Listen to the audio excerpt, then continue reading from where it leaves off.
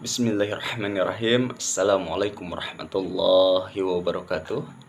Alhamdulillahillazi khalaqal mauta wal hayata liyabluwakum ayyukum ahsanu amala wa huwal azizul ghafur.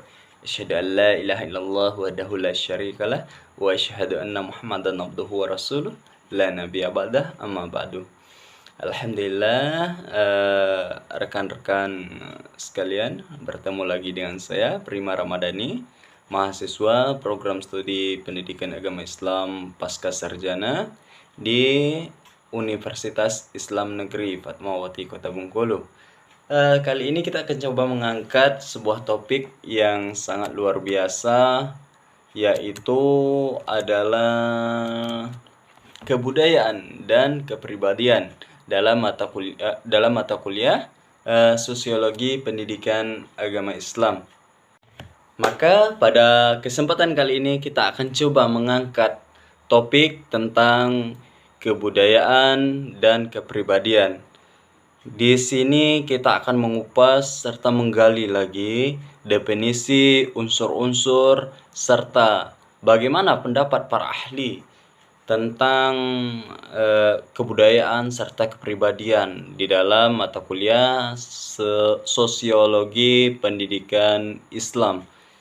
Sekaligus juga akan menggali dan sekaligus akan menambah serta meluaskan lagi wawasan kita yang berkaitan tentang sosiologi kependidikan Islam. Baik, pertama-tama saya akan coba membuka tema yaitu budaya. Budaya adalah suatu cara hidup yang berkembang dan yang dimiliki bersama oleh sekelompok orang serta diwariskan dari generasi ke generasi. Budaya terbentuk dari banyak unsur yang rumit, termasuk sistem agama dan politik, adat istiadat, bahasa, perkakas, pakaian, bangunan, dan karya seni. Bahasa sebagaimana juga budaya merupakan bagian yang tak terpisahkan dari manusia sehingga banyak yang cenderung menganggapnya diwariskan secara genetis. Seorang bisa berkomunikasi dengan orang-orang yang berbeda budaya dan menyesuaikan perbedaan-perbedaan di antara mereka sehingga membuktikan bahwa budaya bisa diwariskan serta bisa dipelajari. Budaya merupakan kebudayaan sangat erat hubungannya dengan masyarakat. Antropolog Marvelous J. dan juga Bronislaw mengemukakan bahwa segala sesuatu yang terdapat di dalam masyarakat ditentukan oleh kebudayaan yang dimiliki oleh masyarakat itu sendiri. Istilah untuk pendapat itu adalah determinalisme budaya. Menurut Edward Burnett Taylor, kebudayaan merupakan keseluruhan yang kompleks yang di dalamnya terkandung pengetahuan, kepercayaan, kesenian, moral, hukum, adat istiadat, dan kemampuan lain yang didapat seseorang sebagai anggota masyarakat. Somarjan dan juga Sulaiman Somardi menyatakan bahwa kebudayaan adalah sarana hasil karya, rasa, dan cipta masyarakat.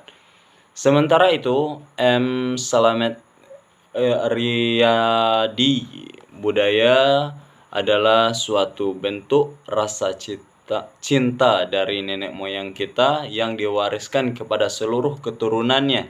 Maka dari definisi yang saya sebutkan tadi dapat kita pahami bahwa kebudayaan adalah suatu yang akan mempengaruhi tingkat pengetahuan dan meliputi sistem, ide atau gagasan yang terdapat dalam pikiran manusia sehingga dalam kehidupan sehari-hari kebudayaan itu bersifat abstrak. Sementara itu, perwujudan kebudayaan adalah benda-benda yang diciptakan oleh manusia sebagai makhluk yang berbudaya, berupa perilaku dan benda-benda yang bersifat nyata. Misalnya pola-pola perilaku, bahasa, peralatan hidup, organisasi sosial, religi, seni, dan lain sebagainya, yang semuanya ditujukan untuk membantu manusia dalam melangsungkan kehidupannya bermasyarakat. Kemudian daripada itu kita coba untuk memahami dari kebudayaan itu sendiri memiliki nilai-nilai. Istilah ini merujuk kepada penyebutan unsur-unsur kebudayaan yang merupakan pusat dari semua unsur yang lainnya.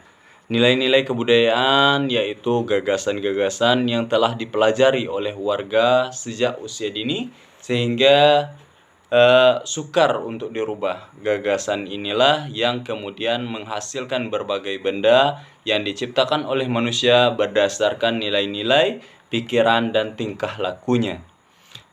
Sistem budaya dalam wujud ini, kebudayaan bersifat abstrak sehingga hanya dapat diketahui dan dipahami. Kebudayaan dalam wujud ini juga berpola dan berdasarkan sistem-sistem tertentu, seperti sistem sosial, kemudian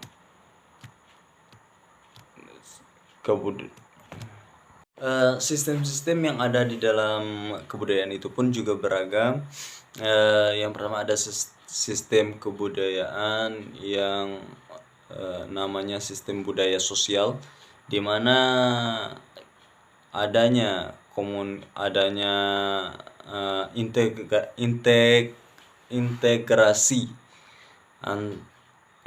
integrasi antara seseorang kepada seseorang lainnya, kemudian antara kelompok dengan kelompok lainnya yang terus-menerus sehingga membentukkan suatu kebiasaan, yang dari suatu kebiasaan itulah yang menciptakan kebudayaan.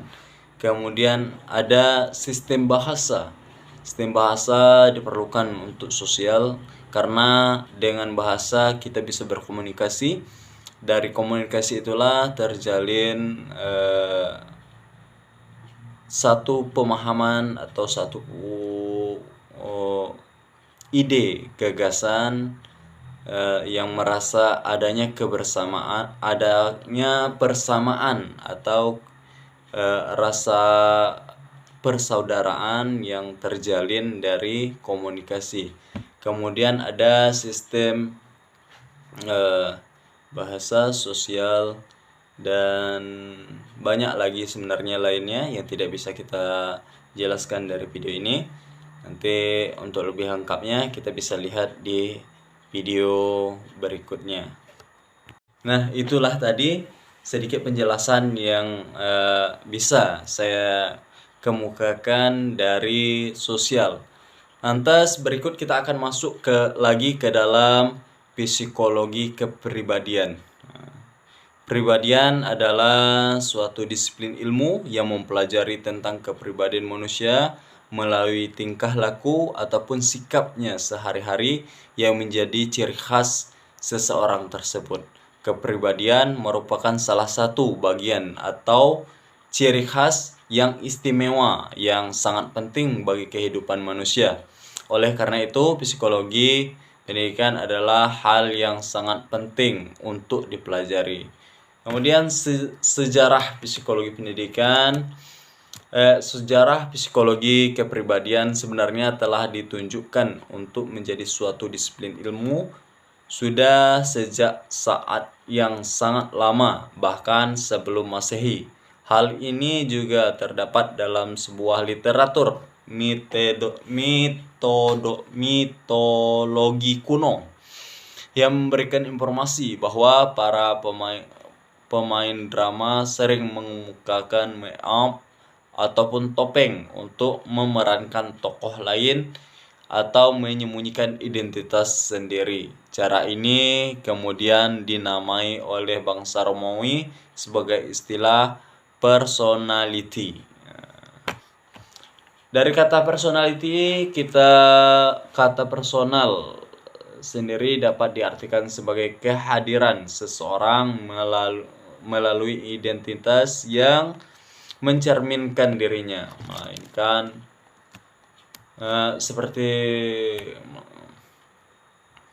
akan tetapi meninggalkan kesan mengenai peran drama itu sendiri, memainkan kesan pada tokoh yang diperankan.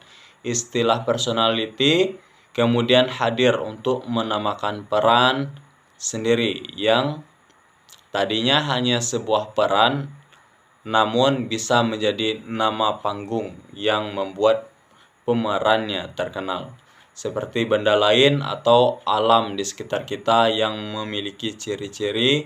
Manusia sebagai makhluk sosial juga dapat dikenali ciri-ciri tingkah lakunya untuk membedakan ciri-ciri mengenai tingkah laku asli, hasil ataupun peran yang dilakukannya.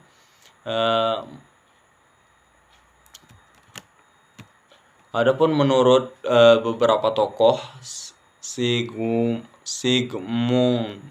Freud merupakan salah satu tokoh psikologi barat yang sering diartikan oleh psikolog muslim di dunia, yang dikritik oleh psikolog muslim di dunia karena psikoanalisa yang dianut Freud tidak berjiwa atau mengandung nilai-nilai Islami. Menurut Freud, fenomena keagamaan yang terjadi pada individu merupakan sebuah ilusi belaka dan tidak nyata sama sekali. Suatu bentuk neurotis yang universal. Selanjutnya, Freud mengemukakan sebuah teori tentang struktur kepribadian manusia dan membuat konsep yang disebut dengan Oedipus kompleks sebagai asal-usul penyembahan individu. Kemudian